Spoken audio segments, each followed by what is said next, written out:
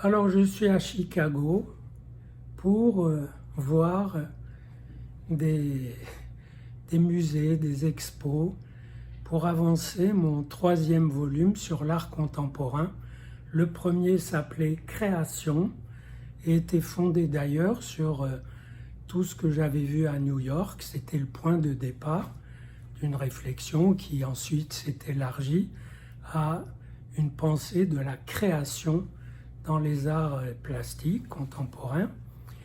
Le deuxième volume, c'est Fantasmes d'artistes.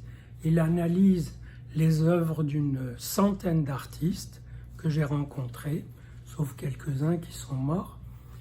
Et là, je prépare un troisième volume qui est déjà bien avancé et qui comporte des artistes européens et beaucoup d'Américains. Et donc, je ne vais pas là vous faire l'analyse de tout ce que j'ai vu, mais je voudrais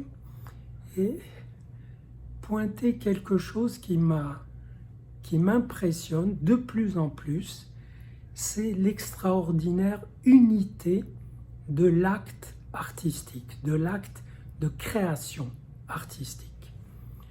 Là, je sortais hier d'une rétrospective Cézanne à Chicago, où c'est absolument extraordinaire.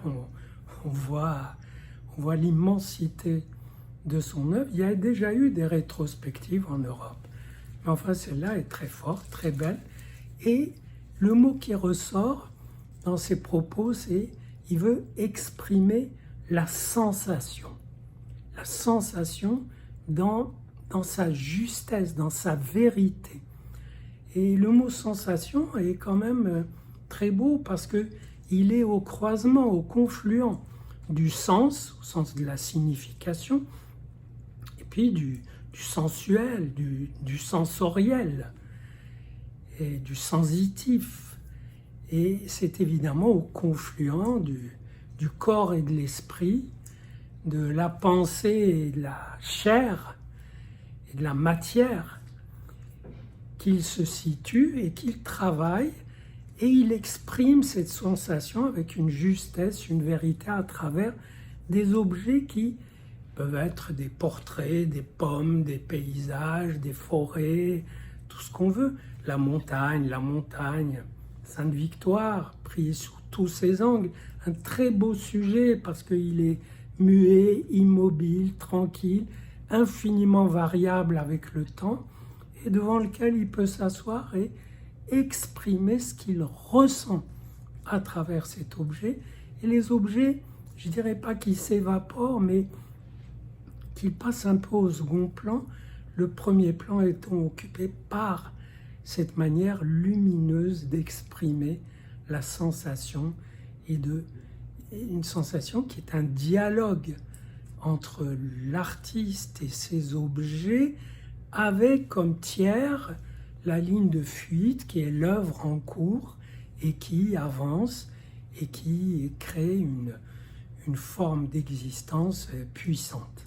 Et donc je sortais de là et je suis passé à un autre musée qui est le musée d'art contemporain, où il y a un artiste noir extraordinaire qui s'appelle Nick Cave et qui, il occupe tout l'étage par une sorte de performance modeste mais incroyable.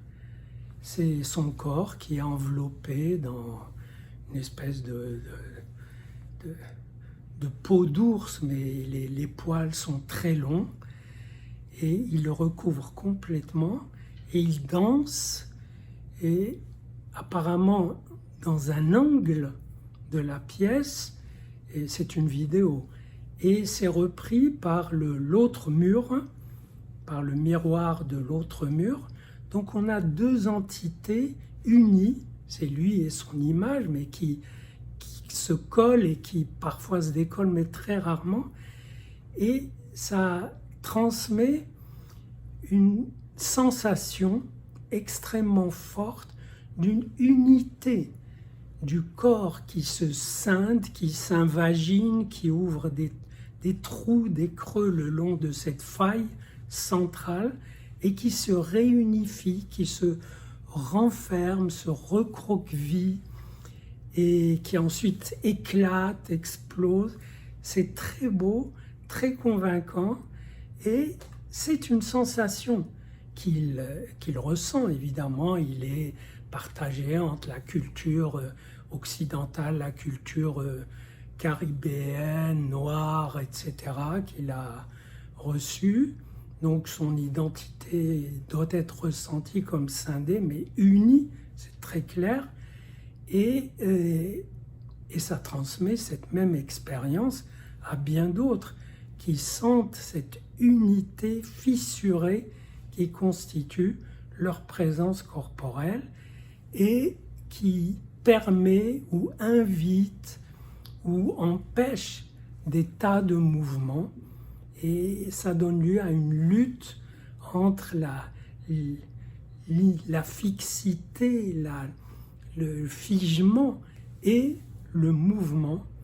Et je dis bien une lutte, un entre-deux, parce qu'on peut faire l'éloge du mouvement, le mouvement incessant, etc. C'est la vérité, mais c'est faux. Le mouvement ne va pas sans ces inflexions, ces arrêts. Les astres sont pris dans un mouvement permanent, mais le mouvement n'est pas sur une ligne droite qui part à l'infini, c'est des orbites, donc le mouvement change, se module. Et là, on a un mouvement qui se module en exprimant et en respectant cette faille identitaire essentielle. Et c'est très beau.